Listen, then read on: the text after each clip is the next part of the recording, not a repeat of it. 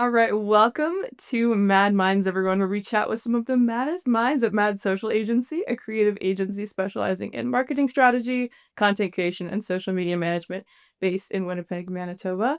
I'm your host, Lyss Houde. I'm a social media manager at Mad. I work with all of our different clients. We make content. We have so much fun together. We're always finding new ways to showcase their stories, tell what they do to the world on social media. And that's not possible without all of the team that we have at Mad, our editors, and our videographers too. So that's why I'm so excited for episode 2 to be joined by our in-house videographer.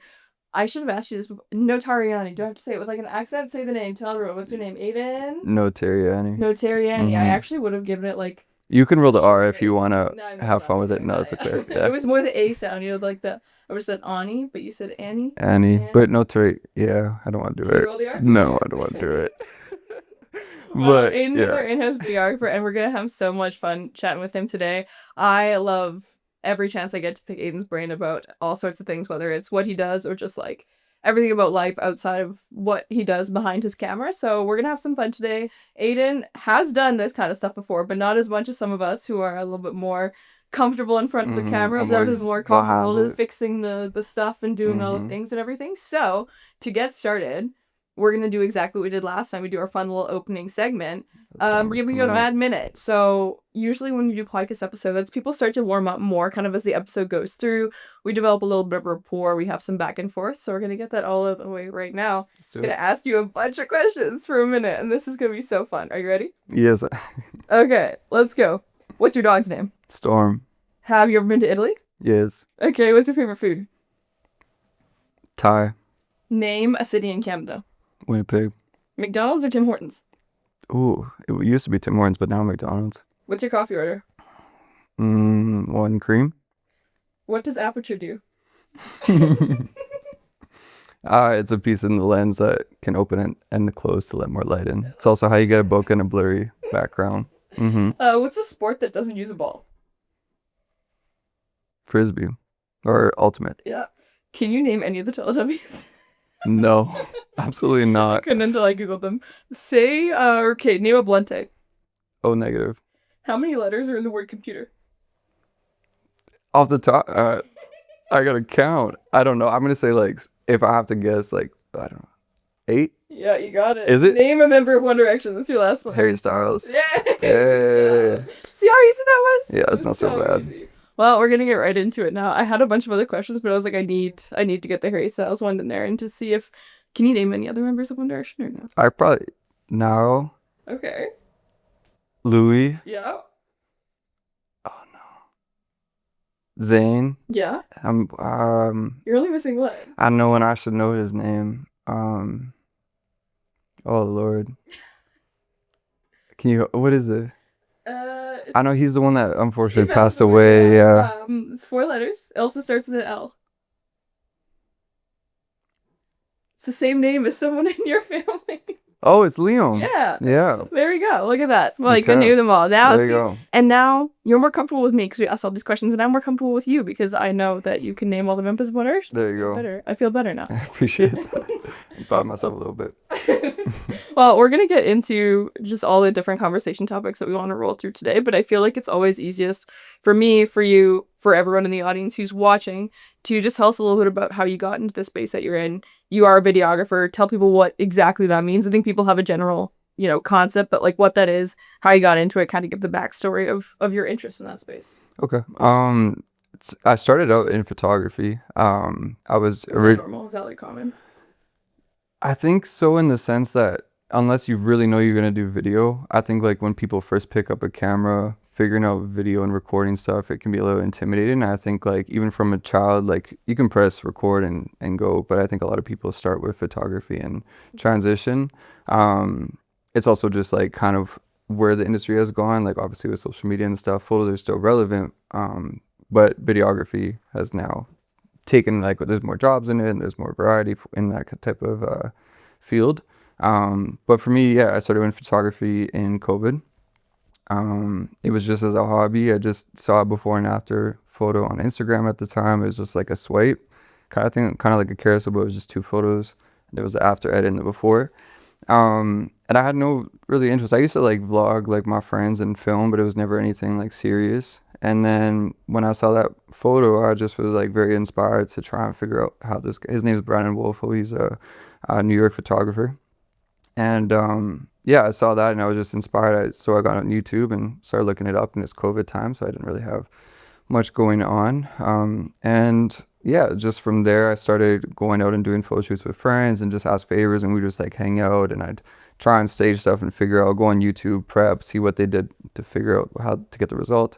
And a lot of practice. And so that was like very steady. It didn't feel like work at the time because it wasn't. It was just pure enjoyment of figuring it out and dissecting it. And then I started posting on Instagram before and afters because of Brandon. He inspired that in me. And so I started doing before and after photos, and I got a lot of certain reactions and responses and DMs of people. I used to underexpose a lot, which is like making the image darker, but they were raw, so I could bring them up a lot. And again, I was learning, so I'm not saying I was doing it correctly, but the photos before and after did look drastically different. And so people were reaching out to me to do certain photo shoots and liked, I guess, the style that I had going on at the time. And so I started doing photography for payment for work, little bit, like nothing crazy. And then I had somebody reach out to me named Sandman or Alessandro, he's an artist in the city, and he reached out to me to do a music video. And I had never done one before. The closest thing to video I had done, like I said, was vlogging in grade 12. And like, this is years after, like a couple years after high school. So, but I had never met Sandro. Now he's one of my best friends. But at the time, I don't know, I didn't like say no to stuff. I always felt like I could figure it out by YouTube and just practicing. And if I didn't feel confident before, then I would just go practice on my own right before we'd shoot. And that music video was Gemini, and that just snowballed. I started putting same thing on Instagram. Instagram I always treated like a website. It was just how I always got my clients, and people like to pay attention to me. And this is before Reels and everything like that as it is now. And so yeah, that snowballed into getting more offers for music videos in the city. And at the time, like now there's so many fantastic videographers in the city, but I feel like the industry was a little bit more slim at the time, and there wasn't as many people. And so yeah, that was really like how that took over, and really loved music videos, always loved music, but then was never an artist. My brother makes music, and I've been surrounded by people that make music like OS and Fab as well. But yeah, that was like my bridge into relating to music and kind of putting my spin and step into the door with that. And then that was what I did for many years. Was it surprising to people in your life that that was something that you picked up? Like, you know how sometimes you meet a girl who's a lawyer and she's like, I used to fight with people a lot when I was younger. Everyone thought that I was going to do this. So was there like a skill set that you had or interest that you had that made people go like, oh yeah, this makes sense? Or was everyone like, what are you doing? No. Very against the grain for me. I wanted to go into like medical field before, be a fire paramedic or be a respiratory therapist. Those were things that aligned with me. Things. Yeah, very different. And those were just because I don't really get grossed up by blood or just like any emergency medical related things. And I like helping people. So that just like felt like aligned with what I wanted to do. And then during COVID, it still was the plan until everything kind of photography did its thing, and then videography after. As far as my family and friends, yeah, nobody could have expected that from me. Like I had other people that were more creative and doing things in their past, and you would assume that type of thing. But for me, absolutely not. But I will say, and to this day, I'm very grateful that everybody supported it. Nobody told me like it was a bad idea. The only thing that I got from my mother when I think I was like 21, 20, when I was like, I dropped out of school like the first day of classes because I was like, this is like my plan. This is what I want to do. And she's like, as long as you have a plan, like go for it if you think you can do this. And so I never had any pullback, which was something that I expected because it is, again, not something that I thought I was going to do and something that they absolutely did not think I was going to do either. So yeah, I always had people in my corner, which I'm very grateful for. Did you have like other creative outlets beforehand though, or were you a creative person before you kind of got into this? Obviously, it's a very creative space. And okay. The closest thing is I did dance in high school, but it wasn't like I loved the teacher and I loved like it was the environment. Okay, yeah, less like the craft or whatever. Yeah, exactly. Okay. Now was it like enjoy it. Like I enjoy it to a certain extent, yeah. But was I choreographing and like creative that way? Absolutely not. And it wasn't like your my passion. dancing was also, yeah, it was okay. But no, I never had any like creative outlets. YouTube deep dives later to find anything? No, nothing's on YouTube. No, nothing was filmed. I mean, we filmed like little school projects, but nothing was like posted. I didn't like compete. It was just like you just show up. Yeah. There was no competing or anything. Interesting. That's crazy. So that must have been such a like shift for you to kind of like just totally jump right into it. What like you could not have told my younger self that this is like me filming or anything that I've done in the past 6 years. Like nobody could have told me that was gonna be my future. How does that feel? Like, is that cool? Like, does it make you feel like, oh my gosh, like it's so cool? Because sometimes when you have like a really, really set plan, you follow it and you're like, did I even want to do this, or what was I just like, humans like plans, they like to follow like directions and stuff, and you're like, sometimes when people have like a set plan from like birth, they kind of like, you know, go all the way through and they're like, oh my gosh, and they start to like second guess it. But I feel like if you didn't have a plan and you just kind of followed what you loved, like you must be like proud of the journey that kind of took you. Yeah, to be honest, I juggle with that a lot. Okay. You know, something I think about a lot is I don't want to get deep, but like, would my younger self be proud of me, and what would he want for me? That's normal, yeah. So I try and and also like my older self, like my 80-year-old self, how is he gonna look at my decisions I made creatively or in life and this kind of thing? So I'm not really sure. I don't know. Yeah, no, I feel like I don't know younger you. I didn't know you when you were 12, but I feel like anytime someone follows something that makes them happy, like I feel like you'd have to think that younger you would be proud of that, right? It's like, you know, you're happy, you're not dreading every single day or what you're doing and stuff. So it's like, even if it wasn't necessarily what you thought you were going to do, you must be proud of all the cool things you've done, the cool places you've gone, and, you know, all the things you get to do now. So many doors that I never could have walked through. Yeah. Oh yeah. And that's totally, I feel like the space you're in, the space I'm in, the space we're all in is like, it's not really something that you thought about when you were younger, because it wasn't even like, it didn't exist, right? So it's like that makes it difficult to be true. Like, well, maybe it would have been the plan or the dream or the interest or whatever if I knew that was a thing when I was younger, but like, you know, I never thought about it like that. Yeah. But I never watched, like, I used to love watching shows and movies, but I never watched something and was like, oh, I want to make that. Now I feel that way. Fair enough. Now I understand it, but at the time I never was, I don't know. Well, I feel that way about marketing, like personally, because like when I graduated high school, like I graduated high school in 2019, and at that time, social media as a full-time job was definitely a thing, but marketing was all this different stuff. And I think about now, if you were to ask like a 12-year-old, like, what is marketing? They would say social media. And it's like, oh my gosh, like what a change this has gone through in the last little bit. But that, I think, is an interesting kind of pivot to the conversation of talking about what it is you do and what the space is that looks like now. So what do you enjoy kind of shooting the most, and like what part, because videography, like every single industry or country or wherever you want to go, like it's relevant, it's applicable, so you can always niche down a little bit further and stuff. Like, what do you enjoy the most? Long form content, short form content, different places, indoor, outdoor, like anything. Like, floor is yours. Like, what really speaks to you when you're doing your work? When I started, it was just relating to the music and being a part of that. And I think it took me because I haven't been as into the music industry since joining Maddie. And yeah, so like I think stepping away allowed me to reflect a lot more.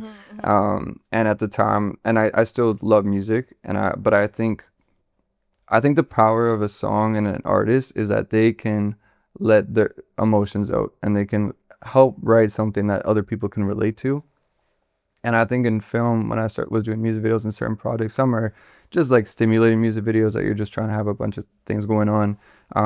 But I really always loved the story ones. If it was like a romantic song or something like that, I always loved building the treatment for that. And a part of that was my bridge to what an artist can do with somebody is now through creating a visual that's a romantic music video or a date kind of thing. Like, it allows maybe people to relate to a little bit more. Now, outside of the music industry, and we're looking back, and also just at myself now, and when I consume certain content or movies and shows, a lot of it is something that it's more that I want to create things that people can relate to and not feel like alone in. If it's like romantic, if it's religious, and in any religion it is, if it's knowing about yourself more, the journey of figuring out yourself more. Like, I think storytelling is really important, and I think it's always been somewhat relevant if it's a book or films. And for me, I think for me, it's always helped me feel seen, or like make me feel like there's somebody else out there that gets this. And so that's something, who knows what my future brings, but I'd like to think that someday I can create something that people can relate to and not feel alone. I like that. That's interesting because I feel like it weirdly ties back so heavily and directly to what you were passionate about when you were younger, which is, you wanted to go in a route where you're going to help people, Yeah. right? Because I think it's so important to understand how much you can help people, even if it's not like super specific to saving lives in an emergency room or something like that. When people are passionate about something and they want to share that with the world, kind of helping be them as an engine for that is so fulfilling. Like, that is so cool, and it's so fun to be a part of that. Totally And when people have this like big vision or something that they're so excited about and they want to create, and you get to help create and bring that to life, like, that's such a rewarding feeling. And it's so cool to watch them, because maybe they wouldn't have been able to share it in that capacity if you weren't there to help them. And like that's super cool. So I feel like it's surprising, but also not surprising, right? Based on, I don't know. It's interesting. I've never ever looked at it from that angle. Interesting. But yeah, okay. That's interesting. Yeah, well, sure. That's how I see it in this, 20-minute conversation we've had so far, so who knows. But I guess I kind of want to like go a little bit more tactical on some of the more interesting experiences and everything that you've had. Like, I know you've done some travel and you've gone all these different places, and now here at Mad, like doing work, you work with a bajillion different clients every single day and stuff. So open forum once again, like, just tell me about some of the cooler experiences that you've had, the cooler projects you've worked on, like the music video with Sandman you talked about. Like, that sounds like, it was really a big catalyst at the time that it happened. It was an important project. Are there other projects or, events or things that you've done that have been, really either rewarding for you, or they've really sprung you on a, new journey that perhaps, again, doors being opened that you wouldn't have otherwise? Or what are some of the cooler experiences that you kind of had so far? I'm trying to work back, like, from the start. I know you've had so many. Like, I feel like you just randomly, every time we're talking, I like bring something up, and then you're like, oh yeah, well, when I was like shooting in this place doing this thing, and I'm like, this what? Like, you have had all these cool things. Yes, I've been looking back at, I'm going to answer, but I've been looking back at projects recently that I've done. And something I'm figuring out is, like, I can't even recognize this person sometimes. It's like, it feels like I'm watching somebody else's project, which I've never felt before. And I think it's because I was in it before versus now I'm not. And I think that's the reflection of looking at those has been a little weird.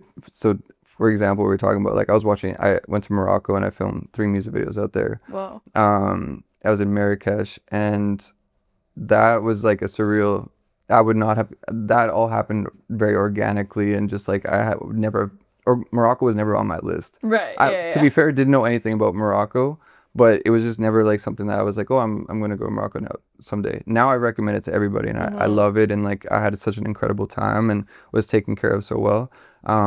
But that was just like a fluke through me at the time, honestly, DMing a bunch of random people. I was living in Spain for 3 months at the time, and I was just DMing a bunch of people in Spain, and the person that I was in contact with lived in Madrid, and that's how I found her. But then she was in Morocco, which is right below Spain.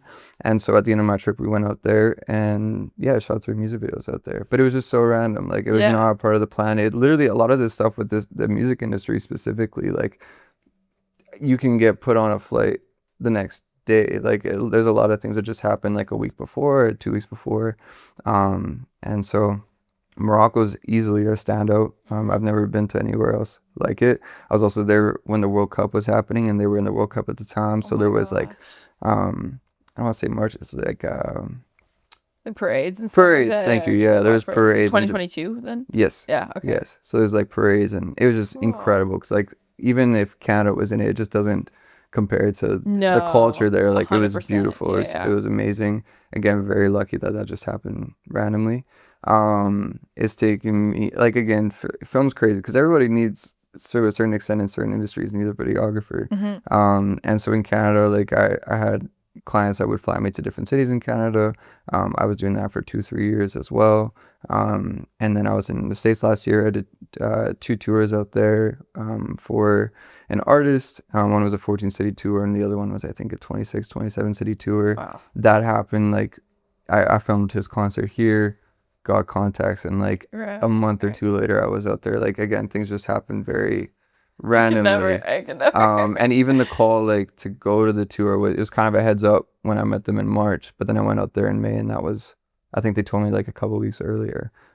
So things happen very quick, but I'm trying to think what else, like where it's taken me. But I just feel like even if somebody didn't have somebody reach out to them, which some of those were, majority of those was some form of personal contact or reach out. A lot of it too is like the Morocco thing. That was a cold call or a cold DM. Like I just messaged a bunch of people, like probably 100 artists, trying to find somebody that I can work with, and that led to where it led to. So I think that's the beautiful thing of the crowd. I think people think that maybe they're not as valued to people as a videographer, but there's somebody always needs somebody. So totally, yeah. Yeah. Would you say that like when you reach out to people and you're, you know, getting these new jobs and new clients and stuff, like why do they want to work with you? Is it like because you had kind of at that point, like, you know, your portfolio is built out and they're like, you know, work speaks for itself? Or is it, you know, you leave good relationships with people when you leave past places and kind of that whole word of mouth reference check situation where people speak highly of you, and so it's very easy for new clients to build trust and stuff like that? Like, what is kind of the appeal? Why are people like, That's a great question. want to work with Aidan? Because I don't know why I'd want to work with. No, no, it's a great question, because I also, especially when I was in it and getting these like messages and stuff, to travel here, it's a lot of trust. You're dealing with bigger budgets too, and it is like planning within a week's notice. And there was a lot of times where I'm like, why are they choosing me? To answer, I think it is word of mouth. I think that people, Jassa Dhillon was like my first, you could say my first break. He was the one that opened the door. As soon as I worked with him, I did Yaad with him and Maddie Brar. That opened a lot of doors for the Punjabi industry in Canada, and so I started working with a lot of Punjabi artists. And that video, I think, is, at the time it had like a few mil. I think it's close to 20 now. And when people, it's normal people watching, but it's also artists and it's managers. And so when you have that amount of people watching, then you start getting reached out to. And I will give like Jassa his flowers. Like, he really did change that chapter of my life, because from there, that's where I started getting a bunch of messages because of the volume of people that had watched it. Prior to that, though, I still was doing it for like 2 years, I think, maybe 3 years. And I was working amongst friends that were making music. That was, again, never say no to a project. And I think that allowed me to be more versatile. And so people could just bring something to me, and I would just work with it. And I think color grading, like I at the time had a different look, I think, than other people. And looking back, I'm not like, you could say proud of it. Like it feels dated. It feels like, again, like it, but I do think that is something that if I've had any comments on, it's the color grading, it's the storylines, and it's the my relationships with them, I guess. Yeah, no, 100%. Like, people just always say I treated them well in this kind of thing. So right. And I mean, I think just in life in general, it's usually a mix of all those different types of things, right? It's not like it's always just about the one thing. It's just about the portfolio. It's just about this. But yeah, like all those different intersections and things you said, kind of in reference to the video. Like, you never know which string is going to be pulled on. That's a great way to exactly, put yeah, it. what's going to help you. But, you know, if like you the treat project, every string with care. The project that got me Jassa was a Punjabi project in Winnipeg. I had never done one before. And I was in Vancouver at the time, living there. And I had just come back to Winnipeg. And I had a local Punjabi guy reach out to me to do this project. And again, I don't speak Punjabi. I think some people may have said, you know, I don't know this, and like I think you should find somebody else. But for me, I was like, thanks for choosing me, and like, let's do it. I'll figure something out with you, and just send me the words in English, and then I'll make a plan around it.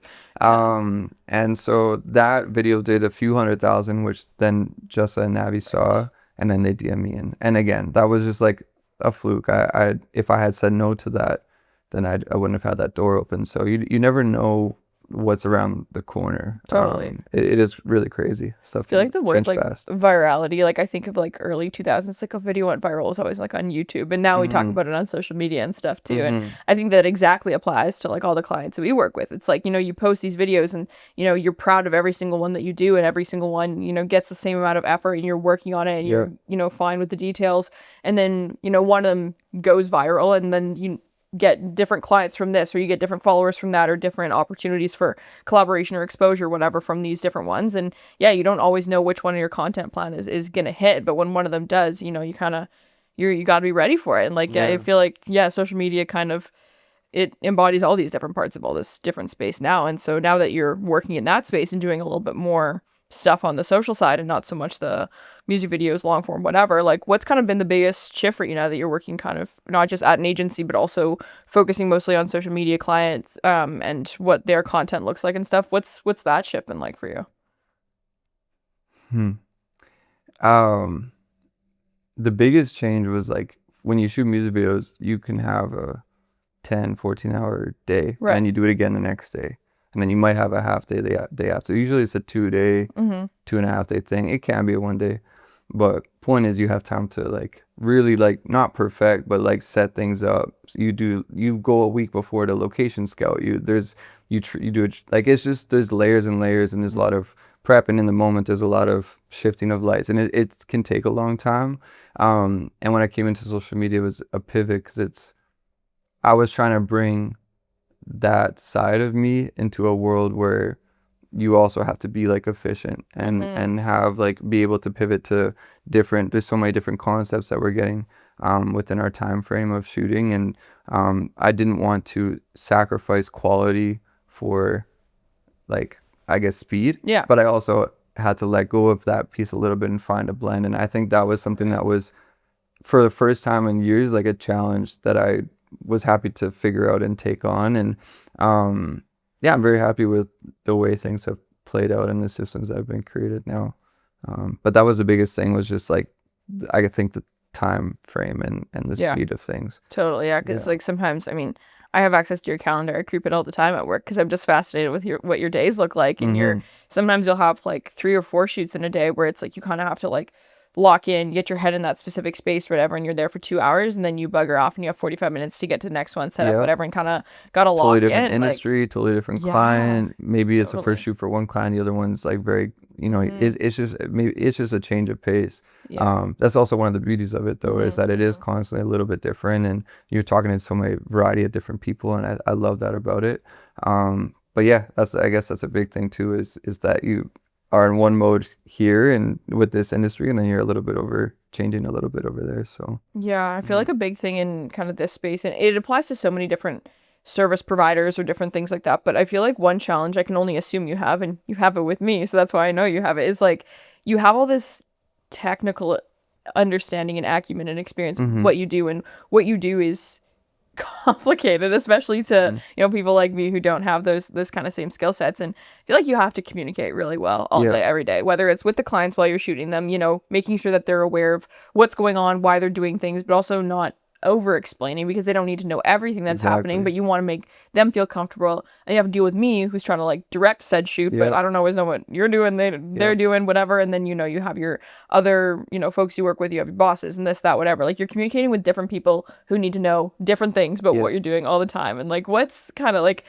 you're great at it. I'm just like, how did you get good at that? And like what's kind of the challenge there? What do you like about kind of having to manage all these different relationships and things, and how do you keep that technical kind of knowledge, not just to yourself exactly, but like you're not telling everybody exactly all the little settings you're doing and things like that, but kind of making sure that your technical expertise is like relevant to the settings you walk into? There's a few different ways I could push this question, but it's because I asked the question like 9 different ways. Yes, you did. In the film industry, everyone has like different roles. There's a gaffer, there's a DP, there's a direct, like there's a long list of people involved. We were talking about this the other day. I was like, what do any of these words mean? Yeah, no, there's a long list. And for me in my past, a lot of the projects I worked on, I was directing, and then I'd hire like crews, and there was phases where I was doing everything too. And I think when I stepped into this world with you guys, it was understanding my role, and my role isn't, I may have questions to ask and add on to what the social media manager is saying, but y'all are directing the shoot, you guys, and so I am there to help your vision come to life. And so in film, it's the same thing. If I hired a DP, he's following my plan and everything, he's communicating with me and checking. Now we might get more technical and this kind of thing, but I'm just following suit and trying to make what you guys want come to life. And you guys are great at it. And so for me, I don't need to overcomplicate it. You know, I always like want to explain certain things I'm doing, because I do want you guys to feel also involved. I don't want to make decisions just based off of what I think, because again, it's not my vision, it's your guys. But I also have to find the balance of not overwhelming you guys as well, because we're obviously in the middle of the shoot, and sometimes too many questions are not good. So I've had to like find a little bit of balance, and sometimes I might ask a few extra questions to make sure, but I'll have whoever it is say like, I trust you in that, and that's great, and I can take it from there. But I always want to give you guys the option that you guys are involved with the decision making, and just break it down into ways that you guys can understand. Yeah, and I feel like, I don't know if this exactly answers any of my 11 questions that I asked, but I feel like another part of what makes you kind of good at all that different stuff is you're very like calm in all these different scenarios. Like you're not like panicking when, or not panicking is not even the right word, but being like too overly, you know, like Stimulative? Yeah, I guess, where it's like, you know, people have these questions and you're, you know, you don't kind of like build it up too big or whatever. It's like, hey, we address each thing kind of thing head on. This is your question. Oh yeah, we'll tackle it. And, you know, it's kind of like smoother and kind of go with the flow. And I think it kind of helps everything flow a little better, even though there are different challenging components of every single thing that we do. But I guess that's kind of like my last line of questioning is exactly along that. Like every single room that you've walked into, like they have different challenges of whether it's the different people having, you know, different experiences or interests or, you know, I don't know what the word I'm looking for is, but like not agendas, but like they have different priorities, I guess is what I mean when you walk into a space and you have timelines, and then you also have quality things that you want to hit, and you have to make sure you're putting in all this detail pre getting stuff done. You have to make sure you're focused and locked in while things are going on, and then post shoots, whether it's, you know, big sets, small sets, kind of all these different stages require so much attention to detail and stuff. And just what, you know, goes through your mind or is important for you to protect when you're walking into new spaces to make sure you're tackling new challenges with excellence. You know what I mean? Just like having an open mind and like, you know, making sure that you're, or is it like anything along the lines of, you know, your craft is the same everywhere you go, but it like little things are different, but there are certain things that are stationary and true to you and true to what you do and stuff. I think I have the right answer, but if I don't, then maybe re-ask the question. Okay. I think No, it's not that. That's not it. Damn. Okay, let me think of the second one. No, I think it's one, like it's the reps. You know, you've seen certain mistakes like on my part or whatever prior to social media. You've just seen mistakes happen, and it's okay. I think I learned, there's a few projects that come to mind when I was climbing the ladder a little bit, that things don't go to plan all the time. And I think you can't fight that. My mother always says like, worry about what you can control, right? And so in those situations, it was just maybe in those times like it's big budgets and it's a little stressful, but I would just step away if I needed to. I usually had like a team, so I'd let them handle whatever, handle the client, and then I would step away, think about what I need to do next, and start planning and pivoting. And I think that's like the big word for me is learning to pivot. You can't fight what's the inevitable if something's not going to work. And I think, yeah, just for me, like, I mean, if I'm not calm and then you're not calm, then the clients, it gets just such an awful domino effect. And also like there's no solution that's going to come from that. And I think like for me, I've learned how to speak to certain people and stay calm, and it's just it's a personality thing, I guess, partially, and it's an experience and reps thing, because you just know that there's some answer out there to pivot to. You just need to take a sec to figure that out. Yeah, I feel like it's almost kind of applicable to what we were talking about before, where it's like every situation is different, but there are also some things about like, you know, being behind the camera that are similar. So it's like maybe this shoot you were at before is not the exact same one as this one, but if there was a specific mistake that was made there, you can think about how it's applicable to this one and make sure it doesn't kind of happen again and learn from different ways. Yeah, exactly. And like that has happened. Right. Like it does happen, but there's no mistake that's like big enough to ruin a shoot or to ruin a clip. Yeah, you know, there's things that you learn as you forget go. To press record, maybe that. Yeah, that would be. But you will likely never forget to press record again, because it's gonna eat you alive. It's true. And never mind whoever else, like your boss and stuff, is you in that moment will know you messed up. It's literally your one. Like if you're gonna do anything, you're gonna have to press record. You'll never forget it again. Yeah. And I think for me, that's something that yeah, it's just you learn through your mistakes. Yeah, no, absolutely. I think that's applicable to so many different walks of life, but I feel like, yeah, it just can't be overstated in the space where, you know, you're working with all these different people and remember that the mistakes are what make you human and stuff. And yeah, you can always treat them as, what is it? You either win or you learn. It's like the sports example that people always use. And it's like, Haven't yeah, heard that can, one. Yeah. Come to some sports games and we can teach you Or all the slogan. I was gonna say all the sayings and all the ridiculous things people have all the time. But that kind of brings me to my very last question that I want to. This is our last episode with Maddie. We kind of, you know, tried out, microdosed all these different little segments. They were all fun, so we're gonna hit them all again. My last question for you is kind of another more open-ended question, just in terms of, you have such a fascinating vision about like what you do in the space, and you've, you know, moved through so many different components of photography and videography and different industries, you know, different content types that you do and everything. And I want you to now leave your mad mark on this episode. So that's kind of, you know, an open opportunity to, whether it's give a hot take or leave a prediction or have a word of advice, anything like that, that's kind of like a proactive thought about whether it's where you think the space is going, different videographer, like anything like that, that's kind of like I don't know, something that you're like, I want to flag this, like we'll come back to this because it might end up being interesting. We'll see. I think my hot take for social media specifically would be that I already see it on social media and it's starting to come out a little bit more, but I think that it's going to be something that a lot of creators maybe are thinking how I process the video side of things and storytelling. I think like if you can go on YouTube and watch like a 5-10 minute short film and people will post those.